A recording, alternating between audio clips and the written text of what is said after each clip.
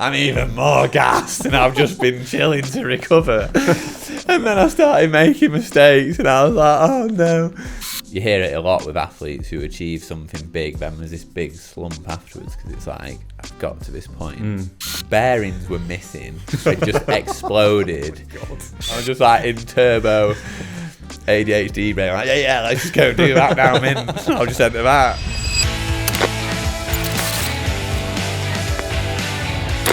Welcome to the MBUK podcast. Today we have a really special guest with us. None other than Josh Bryceland. Hi Josh. How are you? Good, how are you? Yeah, good, thank you. Good. So today we're going to talk a little bit about what you've been up to in the past and probably more importantly what you're going to be doing in the future, because it all sounds pretty exciting. Yeah, this year's been a bit of a turning point for me, getting back on my big rig and doing hardline, etc. So, do you want to start us off then, Tom? Yeah, well, should we go back to the beginning, I guess. 2008, World Junior Champion. Pretty big thing to sort of kick off a career in some respects. I guess you were racing beforehand. You said you started when you were, 13, 14? Yeah, I actually started downhill racing when I was 10, which was 2 years earlier than I was supposed to be racing. How'd you get away with that? Dad just said I was born in 88 rather than 90 for 2 years. And I was in juvenile for 4 years. No one noticed. No one noticed, weirdly. But I was like so far down my results. Wasn't, it took me a few years. Mm-hmm. So you did a few of the NPS's, National Point Series? Yeah, I think that was in my second year of racing when I was still too young. And then, so by the first year I should have actually been racing, I was already 2 seasons deep into my career. Quite experienced, I guess, pretty at that crazy. point. Yeah. So just to add a bit of colour in, who were you sort of competing against regularly? Rory Cunningham. Yeah, who's now who kind of like chief delegate for Warner Brothers, right? Yeah, doing all the and fairly well decorated in his career. He was junior world champion in Portville. That's it. And then, Sam Dale's been there from the beginning. We're still close friends. Skipping forward to world champs in 08, Remy Tirion was second with a crash. He's still racing. He had an amazing ride in Leger, and his career's had its ups and downs, but he's still there. I guess like you've been, if you started 2008 as a world champ, that's 16 years ago. So you've been sort of like a big name for quite a long time. So you will have seen those sort of guys. Some guys starting from after that and already finishing the careers. You've seen almost lifespans of racing careers in that time. Yeah, and I think like with the new layout of the racing, it's brought like a new interest, seeing who makes it into semis and stuff is like exciting for me. Mm-hmm. And you see the old faces and you think, amazing, Marin, they've done it. And, it's only in getting into the top 30. It doesn't, back in the day, I mean, if you're outside the top 30, you felt like, that was I've not had a great day at all. But now you're in the finals, so right? Deep, isn't it? Yeah. But I don't think we should underplay just how much you achieved as well, though. You were almost unbeatable in 2014. It was like you'd watch you start a race run, be like, is he on pace? He looks like he's just super chill, just cruising. And you see the first split, and he's like, oh my god, he's smoking everyone. And that year, it was like you couldn't, excuse the pun, put a foot wrong. Obviously, until world champs. Yeah. You still ended up on the podium, right? Yeah. Well, I didn't make it. They asked me if I wanted to go on. But I was in the ambulance right now. Same to hospital. Wheeled you on the gurney. Something mentally changed after the big injury, and I think it was to do with like achieving that lifelong goal of World Cup overall. And men have you hear it a lot with athletes who achieve something big, then there's this big slump afterwards because it's like, I've got to this point. I love riding my bike and I have always loved riding my bike, but I think it was just like being in that intense environment and starting so young and having like such great mentorship from like Andy Kiffin and Steve Peat from such a young age. But I was a pro from like 15. I wasn't professional, but I was trying to behave as much as I could like one and doing all the things So it my actual I was burnt out. Did you I feel was like totally burnt out? you kind of missed out a bit on that sort of growing up phase? I think so, and I Okay. think that's what I needed to do, and that was kind of like my rebellion. And when I went to Cannondale, I was like rejected all of like the downhill, or anything to do with being against a clock on a mountain bike. I was like, I'm just going to go over there and ride on that curb. Yeah. Or ride up that tree and just do the opposite of what I've done my whole career. And I just needed them few years almost just to like decompress and be a kid and experiment with things which maybe we won't talk about. So I guess we need to move forward then, and maybe you could tell us a little bit about what you did after that 2016 season. How did you feel your time? Because you're still a pro rider, right? Yeah.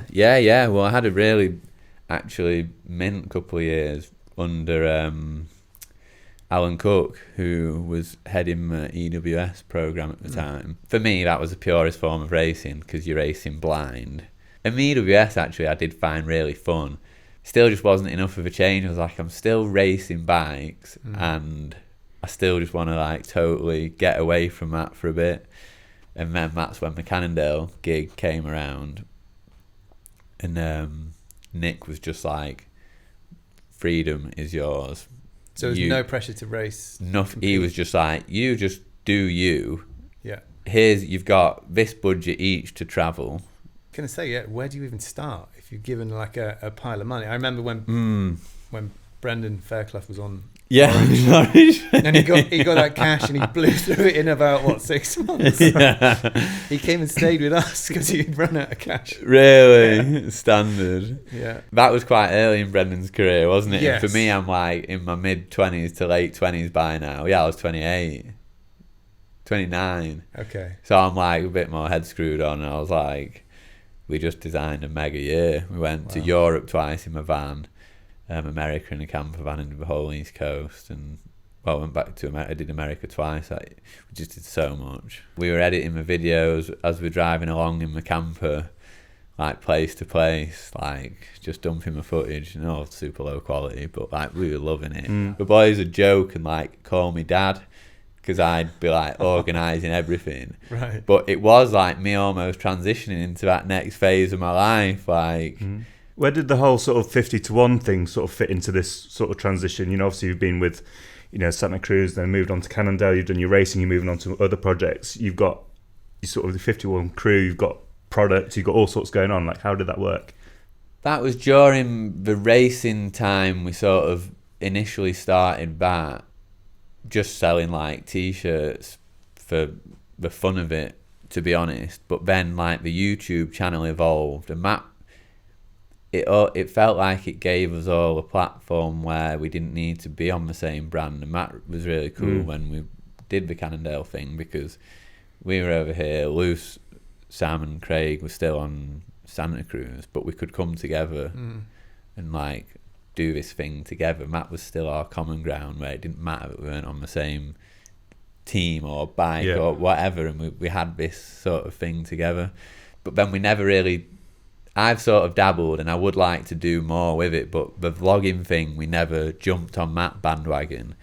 And we like loose, we actively mocked it initially because of all the clickbait, this and that, thinking, oh yeah, it's never going to take off. And then now you look at it and like we've been left over here and our numbers have, seriously dropped off from what we were. And the vlogs are taking over things, and I watch a variety of different vlogs, and like it's so interesting to see how fast that online landscape can change, isn't it? That behind the scenes totally it is a behind the scenes thing, and it isn't polished, and it's like super personal, right? Yeah, totally like this as well, isn't it? Like Bernard's and Jack Moyers and you've kind of seen that shift in the spectrum from being a pro racer through to what you're doing now. How would you describe, I suppose, like what's a usual week for you now as a pro? It's quite different, I'm guessing. Tractor driving, yeah. Yeah, well, there's a whole other chapter we haven't gone into yet, but during lockdown in 2020, me and my wife bought a woodland near home. It was owned by a huge estate in the area. And we ended up buying it off them, long story short. No way. So then, through the lockdown period, I was like, right, let's make a bike park. Travel's never going to be the same again. Like, I really struggled to see the world getting back to normal. I was like, this is us now. A completely new chapter then began for me. I was like, right, I'm going to build a bike park. I was like, I need a digger. Like, right, we've got a digger, let's start. And then we were getting a bit of like budget from brands like Gyro. Gyro wanted a video, so we built a line for them on a budget of that. And then Luce needed a video for his Wheel It Up edit. That whole thing's been going on for the last few years, which has been like its whole world of learning, machinery and groundwork and land management and tractors, all the necessary things. Getting to know the neighbours in the local area, and then also been organising an event which we're running in September. Yes, you got an Enduro coming. Yeah. Has the local sort of farming community then been receptive to it, or is there a bit of friction, or has it been easy? The very first door I knocked on, and I always made like the biggest effort. Like, I had my little Defender and I put my wax jacket on and my wellies and went and knocked on a farmer's door. I was like, I better look the part. Like, and the guy was like, I've spent my whole life trying to keep mountain bikes off my land. Why on earth would I let you come across it with an event? And I was like, oh no, this is going to be really, really challenging. And that was day one. I was like, this is going to be an uphill battle. But then they've been amazing. It's changed. It's been a roller coaster and there's been friction. Don't get me wrong, but the majority has just been like so welcoming and really, really good. And so they're way more accepted now of having a race there. Yeah. Well, we go across like 30 different landowners. No way. So many. 30. So I've really had my work cut out, and I had like my dream route, plan A, and we're on like F, but I'm still buzzing. It'll still with be it. Good. Yeah, it will be amazing. And with you lose one bit, but another bit turns up, and it's all just slotted into place just right. Quite a puzzle. Oh my goodness. And driving around in my wax jacket, knocking on doors, doing my little sales pitch. I'm like, now I'm a door-to-door salesman. Like, what's going on? So life as a pro really has changed. Drastically. Oh, God. Should we move on to bikes then? That obviously, you spent a lot of time on a V10 and then you sort of jumped onto Canada, which is sort of and we can't talk a huge amount about sort of proto downhill bikes. What's sort of the transition been like? I'll skip back again a little bit, because when I signed to Cannondale in 2019, their latest and greatest model was the Habit. I only wanted to ride a medium bike, so it felt like a BMX, because that was where all my influence was coming from. Mm-hmm. And during a trip to Portugal filming a video, Nick shipped a downhill bike to me and was like, we need a video for something internally.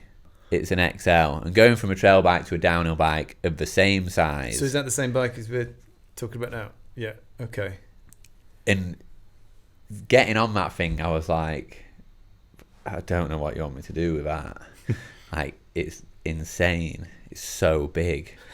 And later in the year, I ended up going to Peeler, and I had it in my van and rode it down a mountain. And I was like, I get what they've done here. Yeah. Wow. Like, get the thing moving, and it is unbelievable. I was going to ask, because we spoke when we were setting all this up, you sort of mentioned how into testing and stuff you are now. Yeah. I just wondered if you were as into it back then. No, I hated it. I was like, I'll do it, but test days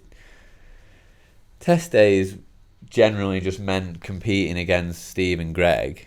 You know what I mean? And those two are really super competitive. I and did there was a pub also quiz some with Steve the other week. I couldn't believe how so into it he was. Competitive, isn't he? So and Rob would usually be at testing, so the boss is there. Everyone's trying to do the performance, and there was always some forfeit horrendous forfeit you had to do if you were slowest.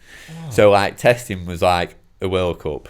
You know, it was super intense. But with consequences. Yeah, and I was just always like, well, the bike works, and all I need from my bike is for it to be the same. Like, Okay.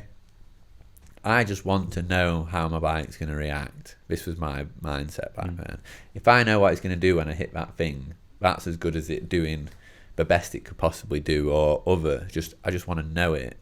It's really interesting. I feel like if I had stayed racing and had an open mind in that sort of thing, it would have been interesting.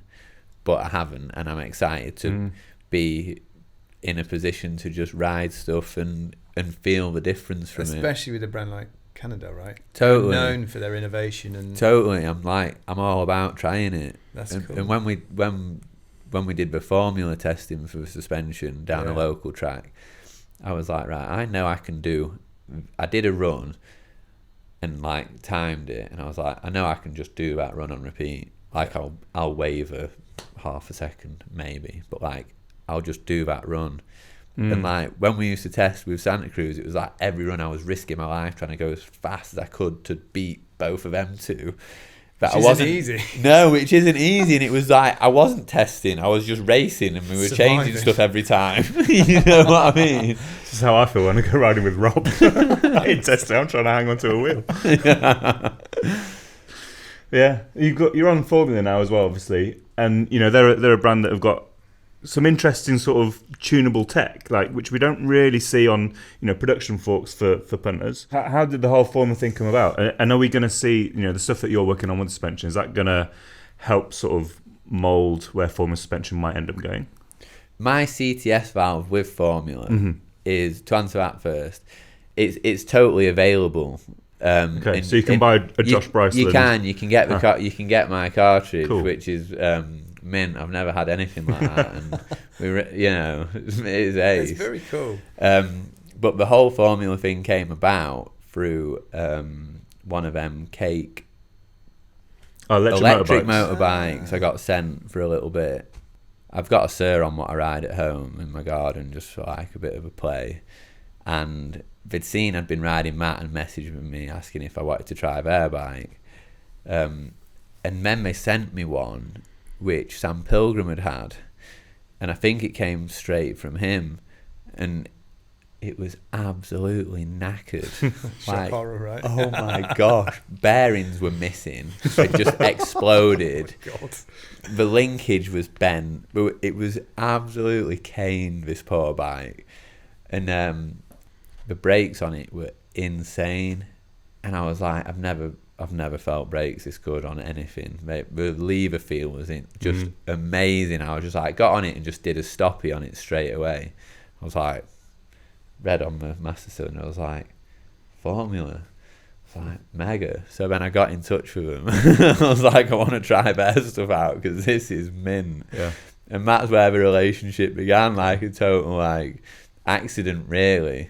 I suppose we need to start wrapping things up a little bit, but before we started, we talked potentially around, I guess, plans for you and racing going forward. So can you talk a little bit about that and how that looks alongside Cannondale, what you're going to be doing with those guys? Well, before Hardline, I went to Ireland just to get a bit of like time against the clock. Oh yeah, you raced the national. Yeah, I went to a national out there, and I was like, where a better place to go? Like the scene is booming. Yeah. So we went over there and did a race, and I was like, Hardline will be the real test because that's going to be like intense. Did a full run in practice. I was like, I've got this. Like a full run. Like my body's conditioned. I've done 7 days riding. Like I can do this. And then like went against the clock in seeding. And I was like, oh yeah, that was considerably more intense than a practice run. Yeah. Full lap. Race day, I was like, man, gunned the first section. 30 seconds the first split was. Got to there and I was like, oh, I'm sort of there. I was like tired. Oh, God. I was like, there's some big stuff coming. Yeah, right. Not so the I'll track just like to be back off Yeah. and like get through them. So I'll get through to the 90s and then I'll turn it back on again for the bottom section. And I must have been holding my breath. Because I did the 90s, I was like, I'm even more gassed and I've just been chilling to recover. And then I started making mistakes and I was like, oh no. And then finished and like why don't I just enter Auger? Like it's hung around my corner. Just done a load of riding. Brain's going. What, I'm you like, want 8 days riding now? yeah, I know. I'm just like in turbo ADHD brain. Like, yeah, let's just go do that now. I'm in. I'll just enter that. And then it didn't quite pan out. But yeah, we'll see what the future holds. I'm not saying I'm going to go do a full season, and I don't even know what it looks like for me with future changes to be able to get points. But yeah, well, like I said, we'll see what happens, and I'm excited. I guess that's a good time to eat call it some a day. Cinnamon rolls. They've been sat there. Yeah, I'm so. for about I've 2 hours. heard your tummy going. I know. It's about time. Yeah. Was that the clomping, was it? Wow. Right. So obviously, massive thanks to you, Josh. Thanks for coming down. It's been great to chat. Great to hear you're doing so well, and there's so many things to look forward to. Thanks to you, as ever, Tom. It's been a pleasure. Always fun. And please keep an eye out and an ear out for the next MBUK podcast in the near future. Thanks for having us on, guys. Yeah, thanks for coming. Cheers.